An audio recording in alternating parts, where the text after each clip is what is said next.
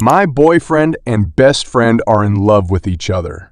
I've never experienced this kind of betrayal before. I'm at loss for words, and honestly, I don't know how to handle this situation. For some context, Delaney is my best friend since high school, and my boyfriend Adam and I have been together for 2 years. All three of us would hang out together. I saw the relationship between Delaney and Adam as a friendly banter, that of a brother and a sister. Delaney never spoke down on Adam, nor Adam of Delaney. Of course, they'd have disagreements, but I always saw it as something funny like children fighting. I noticed the signs when Delaney started saying that she didn't want Adam to hang out with us. She said she just wanted it to be her and I. Every time Adam got mentioned or anything, she'd look super upset. I asked her what was wrong, and she insisted it was nothing. Fast forward to the next day, I'm staying the night at Adam's, and he's asking about Delaney. He said she's acting weird. I asked if he talked to her, and he said not much, but that she seemed off and he asked me to check on her. Adam went to take a shower, and he got a message from Delaney. He's always left his phone around me, and I really didn't think anything of it, so I checked it because I had messaged Delaney, but she never responded. The first message she sent was, "I feel horrible, and I love her, but I can't help how I feel about you. You need to choose because you can't have both." Apparently, Adam and Delaney had hooked up a few months ago after Valentine's Day, and almost all the time since. I remember when Adam brought Delaney and I flowers in on Valentine's Day, but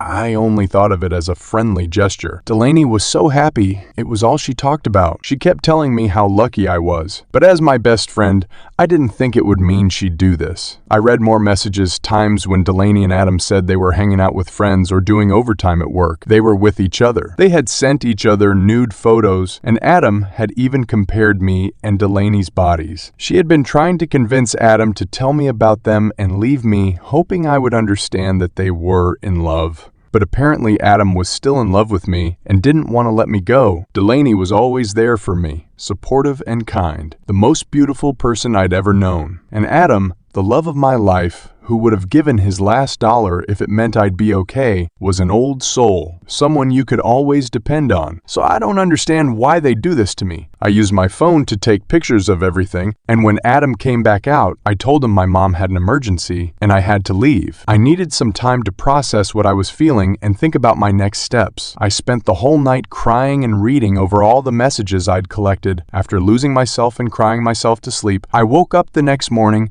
and took a long shower. I pondered for a bit, but ultimately decided that no friend or boyfriend should treat me this way, and I needed to do something about it. I haven't confronted Delaney or Adam, though they've both texted me asking if I'm alright. I'll probably sit them both down together and handle this like adults. I'm almost 30. I thought maybe we'd get married one day, and Delaney would be my maid of honor. I thought wrong. Edit. I've been friends with Delaney since freshman year of high school. She threw away 16 years of friendship. I helped pay off the car she drives around in. It's okay. She did come over, and I didn't have to tell her I knew, because in my anxiety at Adams, I accidentally left the messages open on his phone, and they both called my dad to check on my mom and found out I lied about her emergency, so they both are aware I know now. I wanted Delaney to explain in detail how they started hooking up. Long story short, it was actually on Valentine's Day, and I had a night shift, and they'd been at my apartment waiting for me and got drunk, and had on my couch. They both have a key to my apartment. When I had come home, they were fully clothed and passed out on opposite sides of the couch. I remember feeling bad for leaving them all night to be bored. Now, I see they put each other to sleep. After Delaney told me, I just forced her out of my apartment. I practically dragged her out. She wouldn't give back my key. Adam had been blowing me up the whole day but couldn't come see me till he was off work. Even when he did, his reasons and explanations were stupid. He claimed to still love me, still want to be with me, and promised never to speak or see Delaney again. I didn't even hear the rest of it. I just told him to leave. I'm watching the maintenance man change the locks as I type this. My heart has hardened towards them both after learning about their lies, and I'm extremely hurt, and my trust has been broken, and I feel as if I'll never be able to really love again. In all honesty, I hope they stay together and figure out if it was worth it or not. What also hurts is I still love them, but I hate them both at the same time. There's no fixing this, there's no rekindling it, and to those who kept pushing me to do an open relationship with the both of them, please go screw yourselves. Or better yet, go be in an open relationship with someone who cheated on you. They've been hooking up behind my back for months now. If Adam wanted an open relationship, he would have asked. Plus,